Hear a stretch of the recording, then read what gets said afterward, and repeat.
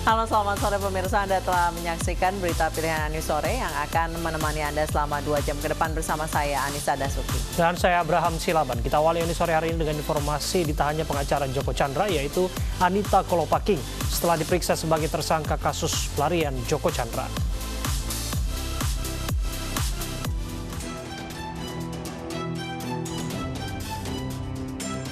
Terhitung hari ini 8 Agustus 2020 sampai 20 hari ke depan, Anita Kolopaking, kuasa hukum terpidana kasus pengalihan hak tagih Bank Bali Joko Chandra, ditahan di Rutan Bareskrim Polri.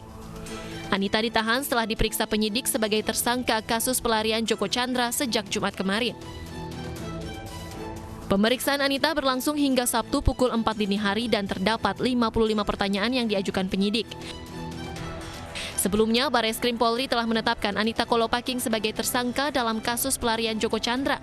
Anita disangka telah melanggar pasal 263 ayat 2 KUHP terkait penggunaan surat palsu dan pasal 223 KUHP tentang upaya membantu kaburnya tahanan.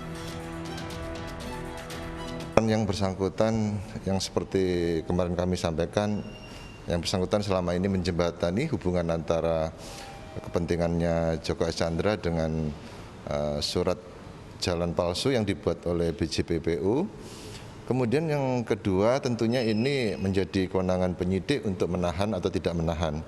Dan sesuai dengan pasal 21 ayat 1 KUHP, jadi syarat subjektif penyidik melakukan penahanan ini antara lain yang pertama, agar yang bersangkutan tidak melarikan diri, kemudian yang kedua, yang bersangkutan tidak mengulangi perbuatan pidananya, kemudian yang ketiga tentunya agar jangan sampai menghilangkan barang bukti.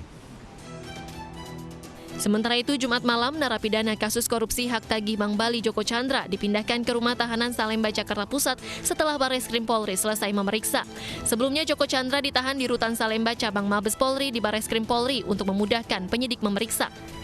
Penyidik mendalami keterangan Joko Chandra terkait penerbitan surat jalan palsu, surat bebas COVID-19, dan aliran dana yang melibatkan ex-Kepala Biro Koordinasi dan Pengawasan PPNS Bareskrim Polri, Brigjen Pol Prasetyo Utomo.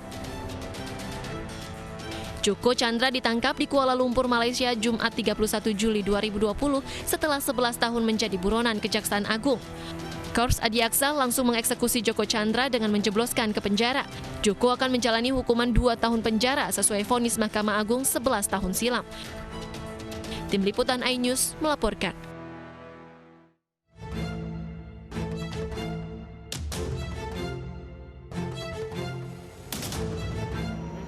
Kasus pelarian Joko Chandra berbuntut panjang setelah berhasil masuk ke Indonesia dan mengajukan peninjauan kembali walau dalam status buron. Sejumlah nama pun terseret dalam pusaran kasus Joko Chandra dan berimbas pencopotan jabatan bahkan pidana. Mantan Kadif Hubinter Polri Irjen Pol Napoleon Bonaparte dan mantan Sekretaris NCB Interpol Indonesia Brigjen Pol Nugroho Wibowo dimutasi karena diduga berperan menghapus Interpol Red Notice Joko Chandra. Sementara Brigjen Pol Prasetyo Utomo, yang merupakan pejabat di Bareskrim Polri yang menerbitkan surat jalan untuk Joko Chandra, dicopot dari jabatannya dan ditahan di Mabes Polri.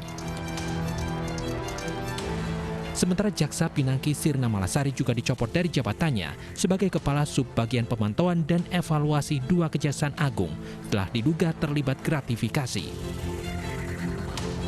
Pinangki juga diduga melanggar disiplin karena bepergian ke luar negeri tanpa izin untuk bertemu Joko Chandra. Sebelumnya Asep Subhan juga dicopot sebagai Lurah Grogol Selatan karena diduga membantu penerbitan KTP elektronik Joko Chandra. Dari Jakarta, Tim Liputan iNews melaporkan.